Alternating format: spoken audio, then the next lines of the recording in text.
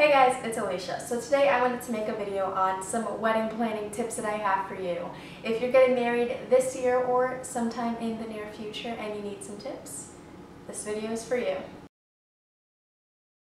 So I made these tips specifically off of my experience of getting eloped and having a small party afterwards. So if you are throwing a big, huge wedding extravaganza, these tips may not be for you.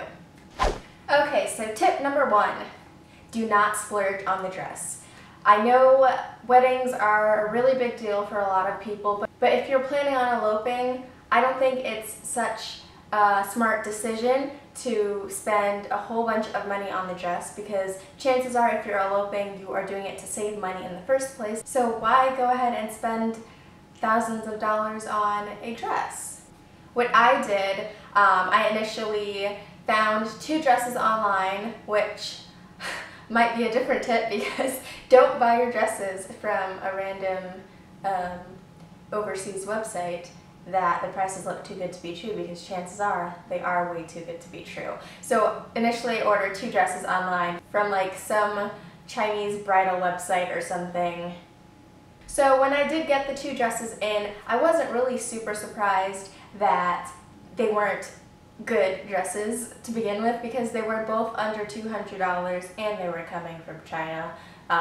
So what I ended up doing instead is actually sewing my own dress. So I just searched a bunch of pictures online, got a whole bunch of inspiration, and just dove right in and made my wedding dress in one day. And making my own wedding dress cost me next to nothing.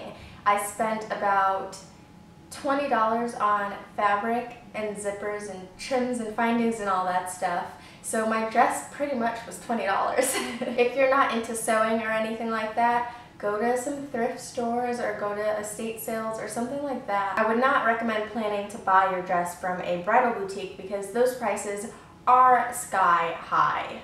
Do a lot of research before you find your dress, because chances are there might be a more inexpensive alternative that may suit you even better.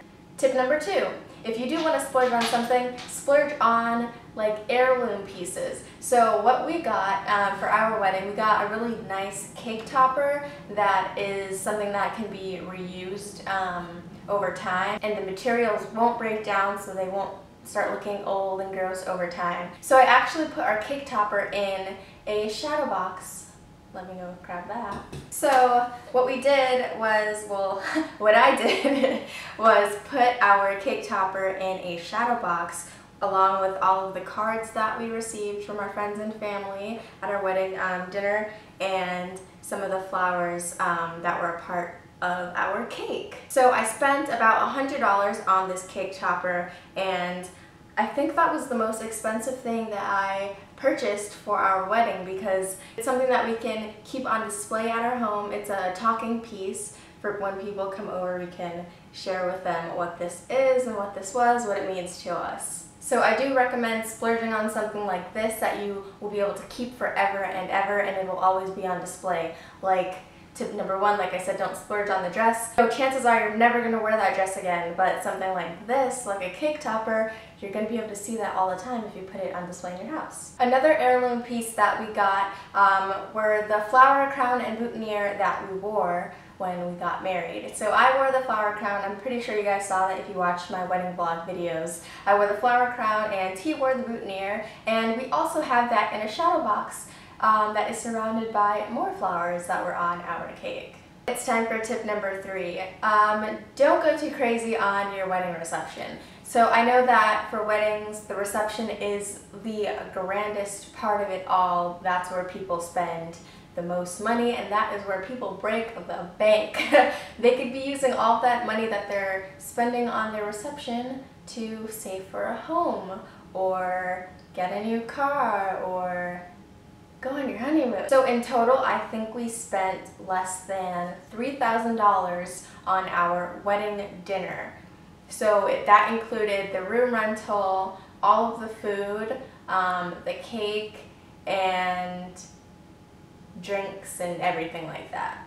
The venue that we chose for our dinner, they provided decor like on the tables and stuff. They did all the flower, the centerpieces for us. We didn't even ask them to do anything like that, but they just automatically had it there for us. All the tablecloths and all that good stuff there. They had music playing, which was nice.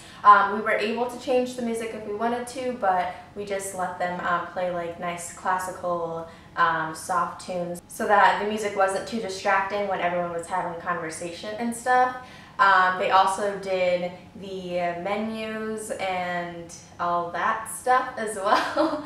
So pretty much we just showed up and everything was already all set for us. So the don't go too crazy with the reception part and tip number 4 kind of like go hand in hand together. What I said was try to DIY as much as you can.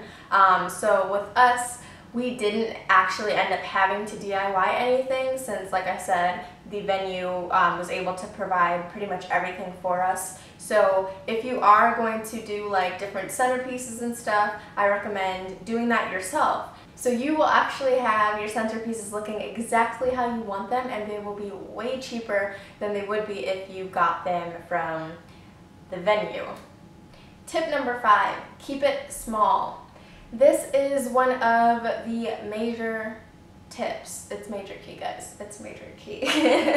Because if you plan your wedding to be way too big, especially if you're just eloping and you wanted to elope, like I said, in order to save money or just to be kind of low-key and private about it, you don't have to invite the whole world to your dinner. It was really difficult figuring out our guest list because we both had a lot of people that we wanted to invite, but considering money and the timing and the fact that we wanted to have an intimate dinner, we decided to keep our dinner under 30 people. So out of all of our family and all of our friends, we only had to invite 30 people.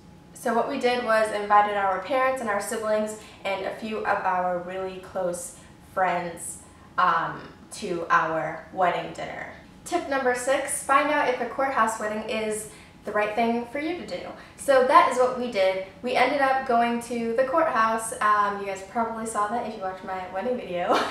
So when we got to the courthouse, there were like 50 people in line ahead of us, and we got there before they even opened. In our experience, we went to a courthouse downtown Chicago, and like I said, a whole bunch of people are in line ahead of us, and you're able to bring up to, I think, 15 people with you to witness the exchange of the I do's, which is really all that's all you say. You just say I do, and put your rings on, that's it. So you're able to bring 15 people in the room with you to see that. The room is incredibly tiny. It was cramped with only 5 of us in there, the 5 being me and my husband, the judge, my mother, and his stepmother.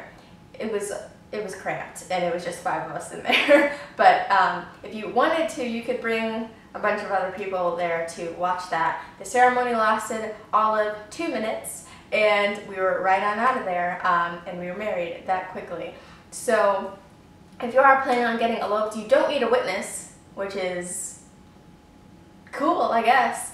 If you want to make it really private, you just go there with you two, and then it's just you two and the judge, and you get married like that. And the cool thing about where we got married was that it was in the heart of downtown, so we were able to go straight over to Millennium Park afterwards and take our wedding photos. The most amazing part about it all, like I said, was that it lasted like 2 minutes. We waited there for probably around 30 minutes, including the wait time outside and getting into the sitting waiting area, and then finally getting married. Make sure you arrive early, because if you arrive like as soon as they open, you're gonna have at least 100 people in line ahead of you.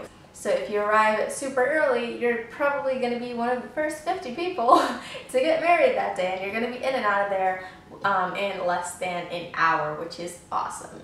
Another tip that I didn't actually have on this list was about our cake. So we only got 2 tiers on our cake because we had about 30 people in our wedding dinner, including us two. So I didn't want to have like 3 tiers or a huge gigantic cake that wouldn't have gotten eaten all, and we weren't planning on saving the top piece for like the year later thing because we're not into eating all the cake. So instead of going to a florist for flowers, that would have cost us about $40-ish. I just went to my local grocery store and I bought 2 bouquets of flowers for my cake. The bakery only ended up using 1 bouquet of flowers on the cake, and that bouquet costs like $5. So our cake in total cost about $210. And my 7th and final tip that I have to share with you guys: take wedding photos. You are going to want to remember this day. Even though we eloped, I was taking photos and videos the entire time. So I had my husband stand out there and I'm taking pictures of him outside of the courthouse, and then I had him record my outfit of the day, me in my wedding dress, because you know, I wanted to remember that day and I wanted to remember the time. So I know like if you're getting eloped, you want it to be like low key and all that stuff. Yeah, I understand that, but chances are in like 20-30 years from now, you're gonna have kids and your kids are probably gonna be getting married and they want to see what mom and dad look like on their wedding day, you know? Even if you're not gonna have kids, maybe you just wanna look back on that time and see how you guys looked on that day, how happy you were, and how excited you were to be getting married to each other. So guys, that is all the tips I have for you right now. If I think of anything else, maybe I'll make a part 2 to this video, who knows? If you guys are getting married sometime this year, or if you have just gotten married, congratulations and good luck. I hope you guys are in love forever and ever and ever. I hope you guys enjoyed this video, and if you did, go ahead and make sure to give it a thumbs up. I'd really appreciate that, and hit subscribe if you haven't already, and I'll see you guys in the next one. Bye guys.